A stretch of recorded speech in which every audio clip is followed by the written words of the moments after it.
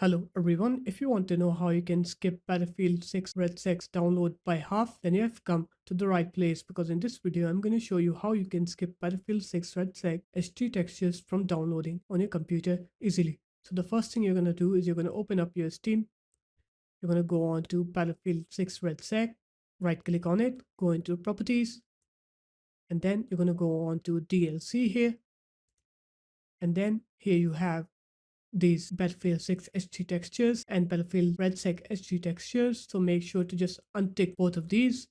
And once you untick both of these, your game's download size will have been reduced by half. And then when you click on resume here, as you can see, I have the full size downloading here because I did not untick the HD textures from downloading. But once you do that, the size will be reduced by half. So there it is, guys. That's how easy it was. If you guys found this video helpful, make sure to leave a like, comment, and subscribe to the channel. And I'll see you in my next video. Peace.